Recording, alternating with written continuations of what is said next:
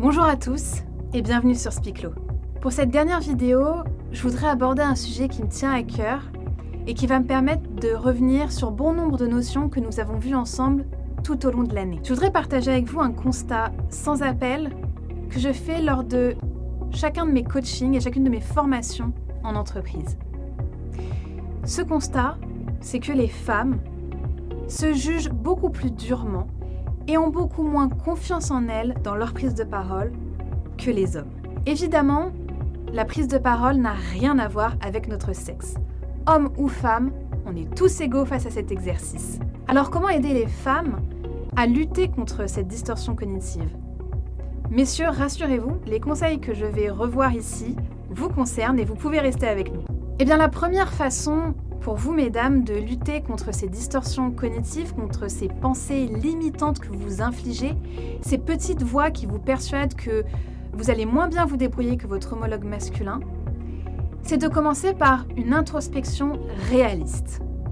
Posez-vous les bonnes questions pour revenir au concret, au tangible, à ce qui est vrai, et non pas aux petites voix qui vous parlent.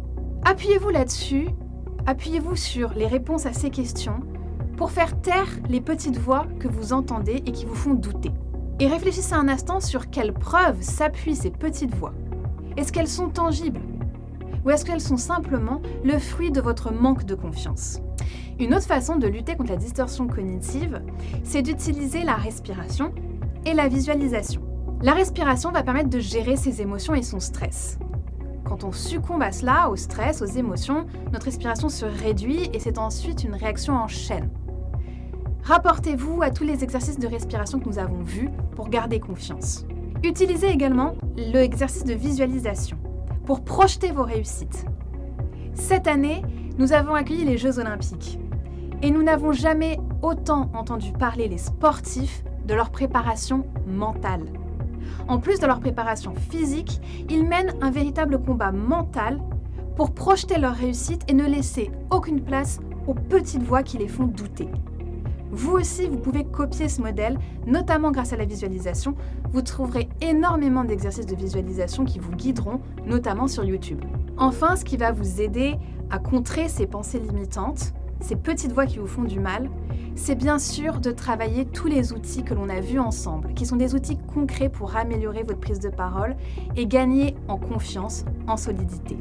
Tout d'abord sur la structure. Utilisez tous les outils que l'on a passés en revue pour préparer vos prises de parole. La méthode AOM, savoir quel est votre pourquoi, avoir un bon modèle de structure fiable, cohérent, pertinent. Travaillez bien évidemment aussi votre non-verbal. Tous les éléments de posture qui vont vous permettre de vous affirmer, et notamment le regard qui va vous permettre de prendre en force vis-à-vis de vos homologues masculins. Et travaillez également le paraverbal, travaillez le volume de votre voix, les attaques, les finales, supprimez les « e ». Tout cela va vous permettre de donner de l'assurance, de l'énergie à votre prise de parole. Cela va vous permettre un véritable engagement, vous allez paraître solide, aussi solide que l'impression que projettent vos homologues masculins sur vous. Vous l'avez compris, la prise de parole, ce n'est pas une question de sexe. S'il y a un terrain où nous sommes bien égaux, c'est celui-ci. Les pensées limitantes que nous allons nous infliger, nous femmes, relèvent d'une question de posture sociale et professionnelle. C'est aussi à nous de tout mettre en œuvre pour les dépasser à notre échelle. Tous les conseils que je vous ai donnés tout au long de cette année valent donc bien évidemment autant pour les hommes que pour les femmes et vous aideront à prendre confiance. Soignez le fond de votre propos pour qu'il soit béton et qu'il vous assure une liberté sur la forme. Investissez-vous pleinement pour renforcer tous les éléments du paraverbal et du non-verbal. Vous allez gagner ainsi de l'énergie, de l'engagement, une impression de solidité. Et gardez confiance pour répondre aux situations déstabilisantes. Et surtout, croyez en l'apprentissage. Le temps que vous allez consacrer, les efforts que vous allez donner pour améliorer votre prise de parole vont renforcer vos capacités, mais également votre confiance dans cet exercice. N'oubliez pas une chose, la prise de parole, elle n'est pas innée, elle s'apprend véritablement. Merci pour votre attention tout au long de cette année et à très bientôt.